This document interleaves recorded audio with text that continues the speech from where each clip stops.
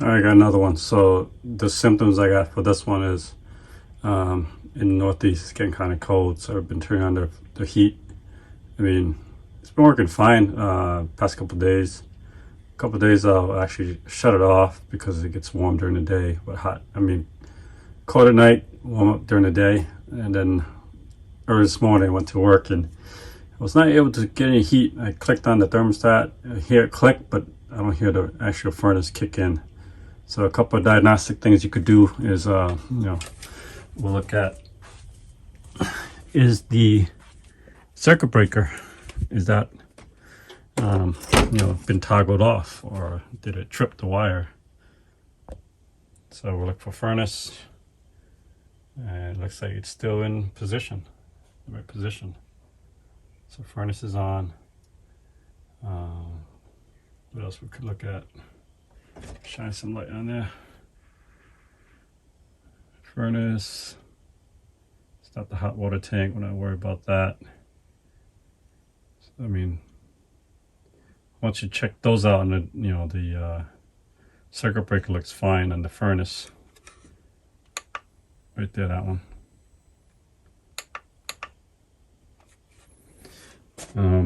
Got a new light, by the way. This came from Amazon. It's DeWalt. I just reused my old battery. It's got 1250 lumens, so it's pretty bright. It shines this whole basement. So there's without it. That's just a little spotlight I have up top and the ceiling. Nothing big. Oh, by the way, if you didn't see this video on this one, I put the expansion tank on that one. So check out the video out of how I replaced the electric water tank on that one. So check that video out. But anyway, so without the aluminum, this is with. So pretty bright. Shines up this whole area. Anyway, so check the circuit breaker. If that's not the problem, come look at the master control, which is this one right here. And another video I did on this, you haven't seen that video. I replaced this with the upgraded Honeywell. The old one's right here. This is the old one. Kind of looks like that. And the cover was looking like this. But she's a older version. And I just kind of matched everything up, and it was plug and play. So that was the one for that one. 3 zones when you have to. This is the replacement for it, for that one. So that's the model number you need, HC311 from Honeywell. I replaced all that, put that up there. So you come look up here, you look at this, all the lights are green. Looks like everything is ready. Then the last thing is you come down here, you want to open up the lid to your furnace. I have a dual zone, which means this is a heat and AC unit. So the AC is right above there. Just check out that video how I replaced the drip pan on that one. That was a pain in the butt. And because it's a dual, so it heats and cools at the same time. But you come, you open the lid, you see a flashing light. There it is. And then you kind of read the instructions, see what it says.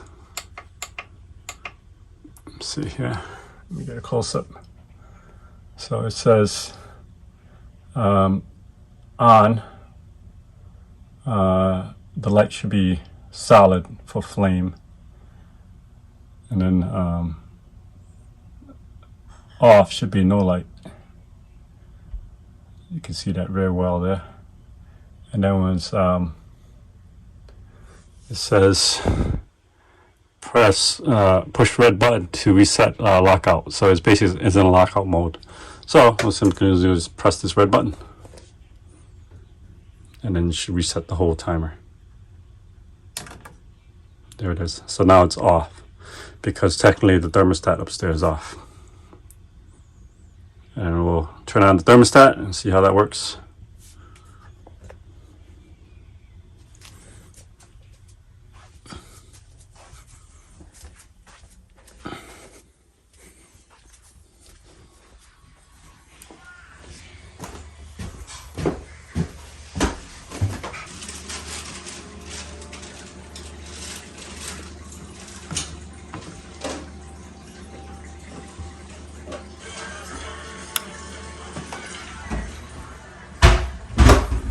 So I need to hear it did click. Let's go back downstairs. And you should hear it kick in. Yeah, you can hear it already.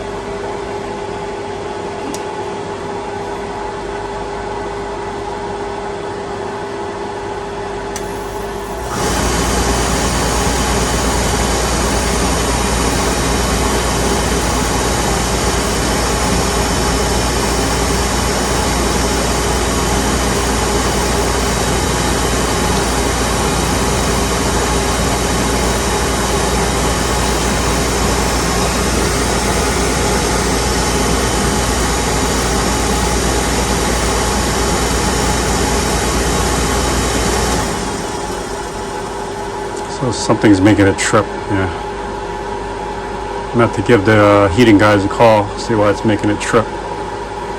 Because I reset it, it keeps going back to flashing mode. Alright, I'll put it back together. So what happened was the symptoms I was getting, we had heat. We had heat all of a sudden. The next day I shut off and turned it back on. We had no heat.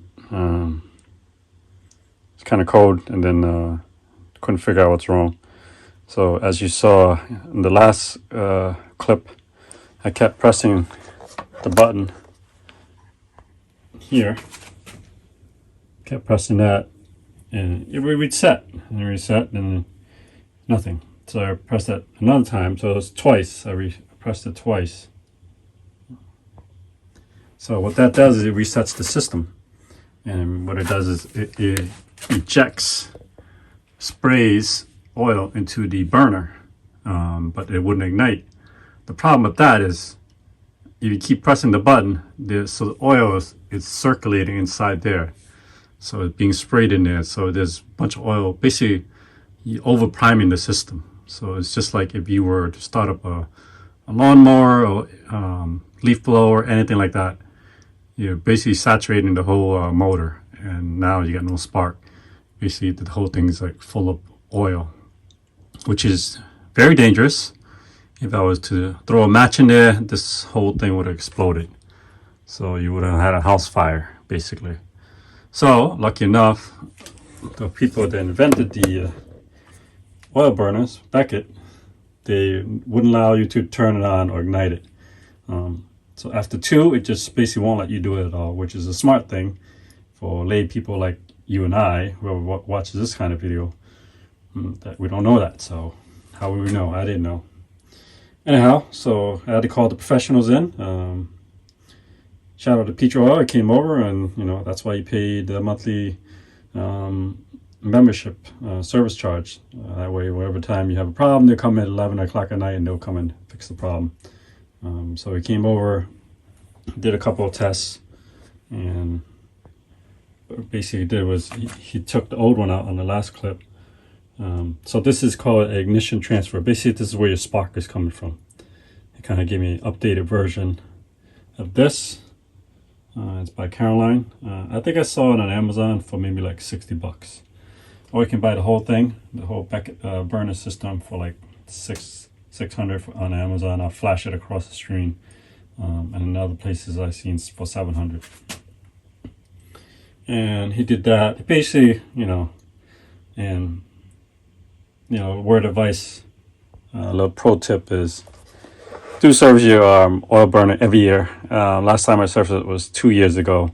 And I normally do the air filter down there. I clean out down there, basic stuff. But you really need a professional to kind of make sure the burner tip is working right. And now we'll go over the burner tip on this. how the inner workings of this looks like, as far as the burner tip and the ignition. So anyhow, the best way to explain this is, so oil gets fed from the ground. In my case, it's underneath the house from an oil tank in the garage. So it gets fed up here, comes through, feeds through here, and then this is the sender. Basically, this sends, and there's a wire in here that sends the pump to squirt out oil, and then it goes from here into the nozzle.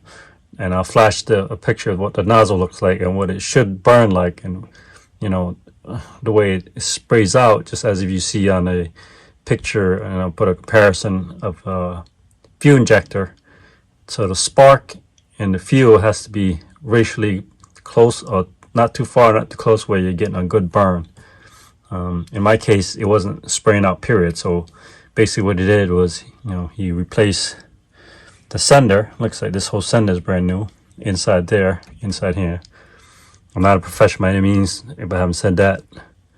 And then he replaced the spray that's in there. The picture just flashed across the screen. And he replaced the ignition. This is the ignited transfer, basically what this is. And that was it. Basically, he did a whole redo of my whole oil, besides changing this whole pump here. But basically, he changed the inner spray, nozzle spray, changed the sender wiring, and then changed the ignition transfer. So it changed all that. And then it was working fine after that. So this is what my maintenance looks like. So it looks like that. That's what he did. Maybe you guys can comment below what that means. BTV 85, new primary. What's that? New primary control, prime, start, and burner. So that's what he did there. And then he also changed the oil on the oil tank. Mine is actually in the garage.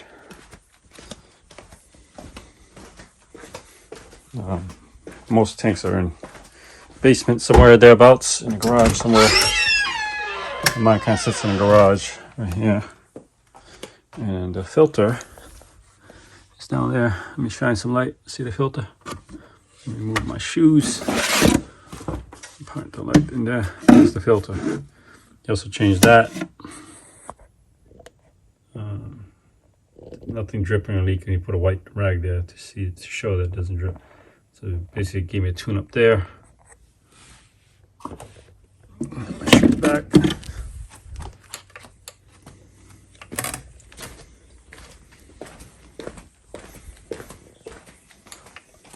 So basically the whole premise of this video is sometimes you gotta call professionals. And I'll go upstairs and show you what he charged me for this whole thing. All right, here's the bill. So $343.19.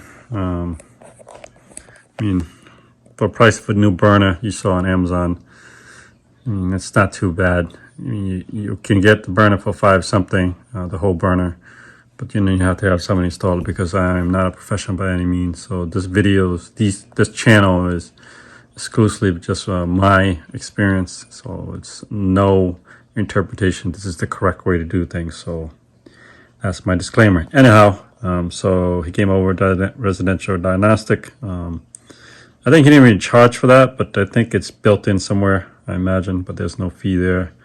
Oil burner tune-up, which I told you kind of cleaned out everything. And then there's the ignition control. He's charged me $323 for the ignition control.